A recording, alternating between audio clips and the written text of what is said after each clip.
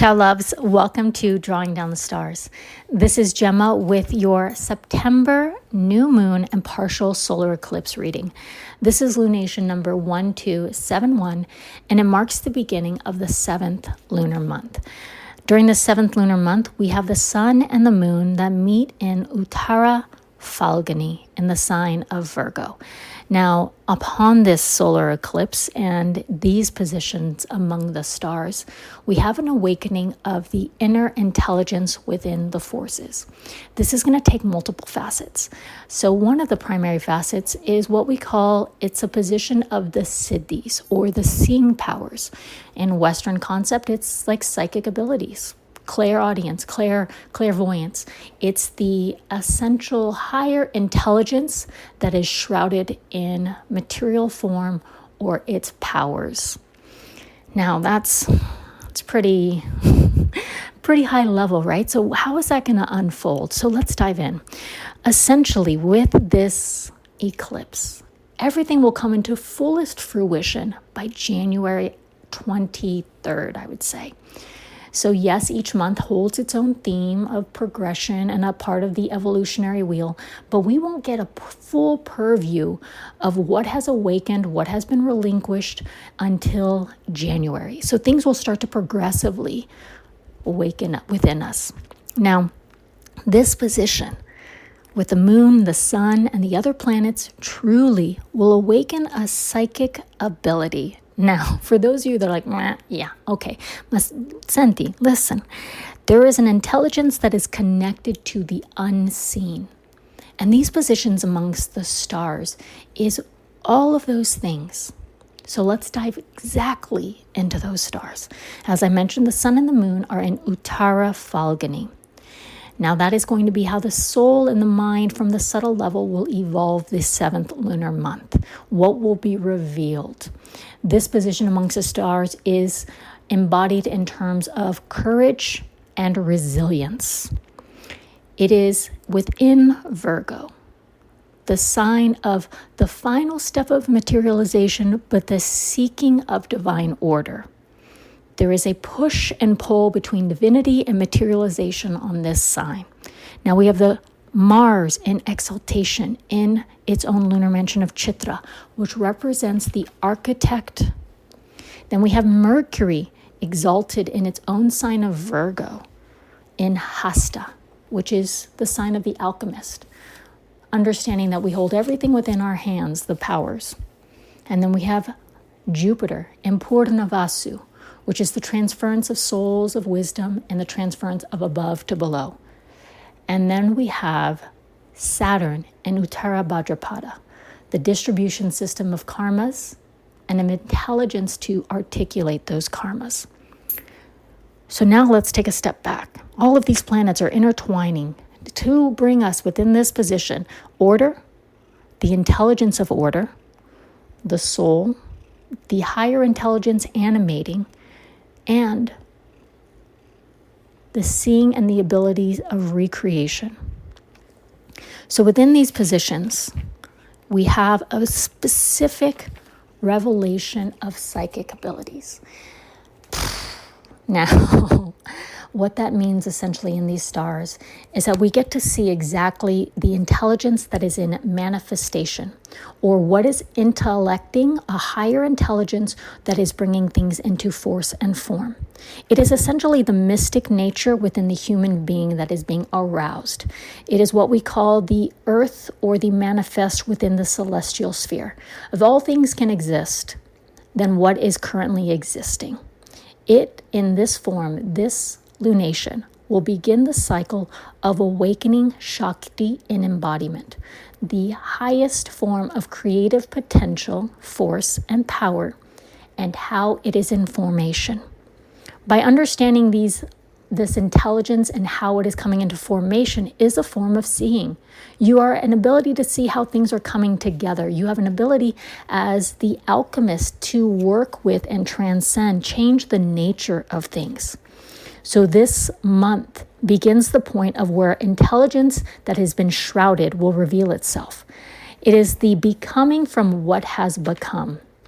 So on a personal level, A lot of us might feel a sense of seeing how things are, awakening to a higher form of like how the magician behind the curtain, kind of that nature.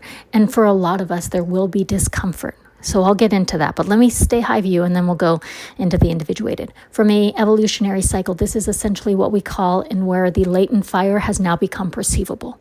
It is where the power of everything has an ability to grow. And when you can see how to maneuver things, you can see the siddhis, that view.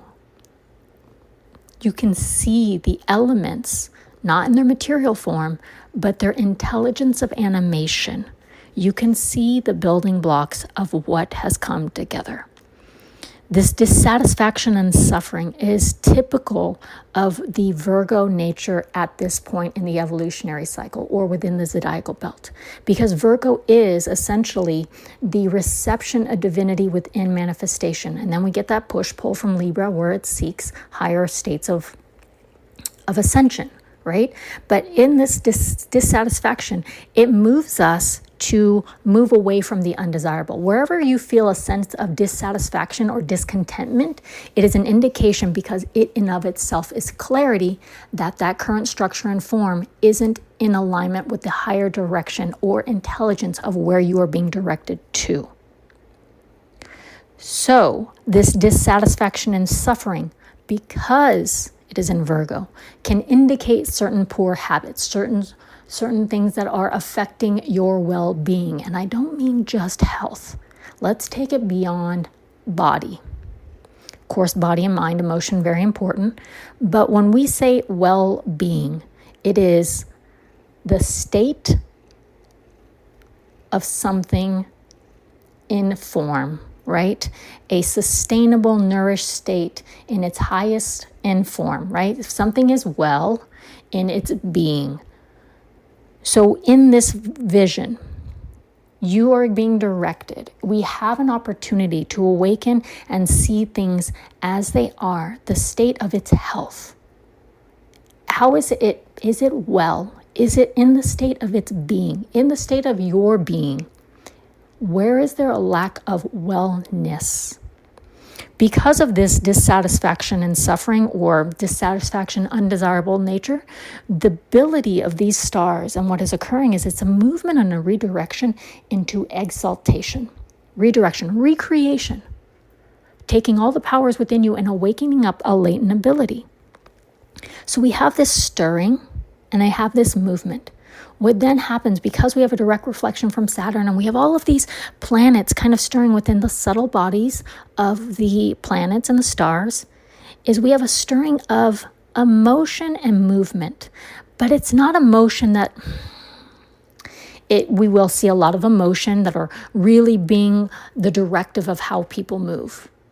We will see that continued on. You will see emotions magnified, and that being the reason why people are moving.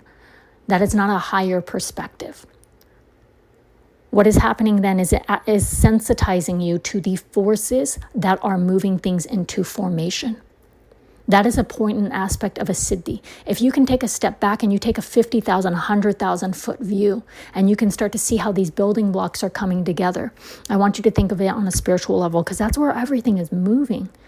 It's about awakening your higher ability to align and attune to the directive that is most in alignment with well-being, not only individuated, but collectively. So here we have all of these planets coming together that are moving our self-sustenance, only sustaining self, into self moving towards to sustain. Does that make sense? Let me reiterate. Instead of about me and what I'm getting, it's going to move us closer into what am I giving? What a part of me is actually helping feed the form of which I want to be directed into. Because Uttara Falguni, where the sun and the moon are, aims to achieve concrete results within a tangible nebulous. What that means is it is the earth within the possibilities. It is, let me make sure that the step-by-step, what is coming into formation is in alignment with that which I seek. This is going to be directly reflected into a karmic awakening. Saturn is going to start to work and start to give you a higher intelligence on how to maneuver. The beauty of this planet and what unfolds for us collectively is it's going to allow the individual for us collectively to start to rise into a higher state of intelligence, into a higher state of cohesion by disrupting the current structure and seeing the forces that have created that structure. This is going to move us from a me, and you'll start to see it, to a we.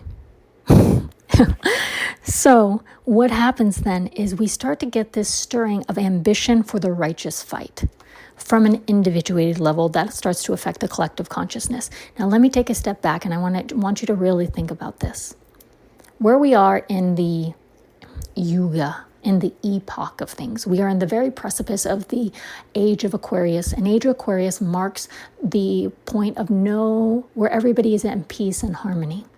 In order for peace and harmony to exist, we all have to ascend to a higher consciousness of unity. And that's what begins to stir, is we're starting to see a awakening of your inner intelligence must rise up. The collective must kind of see what lies behind the curtain in order for us to start to shift towards that. Now, we're still a ways away, but you can see now from last month where we have self-assurance, rising into your divinity, and from that state of rising into your divinity, you have an ability to see, okay, from this higher state, from me being embodied, what am I presented with, and how am I working with that? And how can I ascend to another level to where my consciousness and my state of existence isn't bound to what is constantly shifting in material form? Because I mentioned that emotions will be worked, we're going to see a lot of things shifting that might play on your emotions. What's key into this month, and as we move closer into January, is to embody that Phalguni point of courage and endurance. To not be swayed by what is surrounding you, but to stay so steadfast into the higher consciousness. If you can stay focused into what you were working with and really working what we call the siddhis, these revelations, these higher seeing powers, you will have an ability to release shackles, to change the structures that you have once held to yourself to. And essentially, this point in the evolutionary cycle, divine imposes a level of dissonance so we can move closer to where we are supposed to rise above. Anytime you're supposed to up-level yourself, wherever you are currently residing is going to feel uncomfortable and not like home. But the point of this evolutionary cycle and where these planets are really feeding into is you're going to see the vision first and then understand how to maneuver. So when we work with all of these planets, I encourage you, especially if you have any prominence in your natal chart in Pisces or Mercury, or in your birth chart if Saturn or the moon is in Pisces, if you have the moon, sun, or Mercury in Virgo, this is going to be so much more potent for you. You have an ability here, we all do, to access the intelligence that is within the elements. I mentioned Mars being in Chitra, the lunar mansion that is essentially translated to the architect. It is an ability to see the intelligence that creates the building blocks. I want you to think of now you're not looking at the table, you're actually looking at the atoms and the protons and the neutrons and the electrons that compose the atoms compose that table. Essentially, you're going to see how to take those building blocks and move them. So for all of us, this is a movement towards growth. It's going to be a growth towards a noble cause. And that's really where this kind of karma, the soul, and a reordering will move us into. So Mercury in Virgo is going to have an embodiment of those forces. To take struggles and move them towards a noble cause. To take a seeing ability, to take your ability to recreate your world and move it into a higher facet. Now this eclipse is going to awaken a gate. Yes, most eclipses mark a point of dissolution where the old falls away 100%. But it's not to say that it's less about falling away. I want to say it's more about crossing a threshold into a possibility. We have a partial solar eclipse, a partial illumination, a partial shadowing. It is a point of crossing to where we can see between both worlds the possibility. And the only way to cross through is to know that that possibility is within your grasp. Mars is the sign of recreating egoic self. It rules blood. It rules restructuring. All of these things. There's a reason why he was called the god of war. Without getting too far into it, it was a restructuring of society. Now, Mars in its own house of Chitra, in Libra, in the heart of Libra, literally is saying the ability to restructure, to how you ascend, to how you align, to how you bring balance and harmony is within your hands. So we have all of these planets that are actually working to open up this gate of possibility. The last thing I want to say about this lunation is there are what we call the four motives, moksha, dharma, karma, and artha. This mansion, lunar mansion, is in the state of moksha. That means the purpose of this part is literally liberation, spiritual liberation from form. So this perseverance, this endurance, this awakening of your higher seeing powers means you can no longer be bound by that which is. You can start to see, oh, that's not really a table. That's a composite of electrons, protons, and neutrons that happen to take this structure. You can actually see that everything around you is just a expression of an energetic structure. And I know that sounds really high level, but that's where things are moving. The ability to awaken a higher intelligence to see how things energetically have manifest and you're tied to them. It is a liberation from that intelligence where you are no longer tethered to that which is, and you become more aligned to that which you want to become. Okay, my loves, that's it. You can find me, if you're not following me on YouTube, Gemma Cilento. You can find me on Instagram, Gemma Cilento. And this coming year, I will have 3 yoga retreats following the moon, in addition to a Svara yoga course releasing by the new year. So please stay tuned, and I would love to have you included in any of those activities and anything in your capacity that you want to share and contribute to being a part of this community. Lots of love. Tanti tanti baci, lots of kisses, and ciao.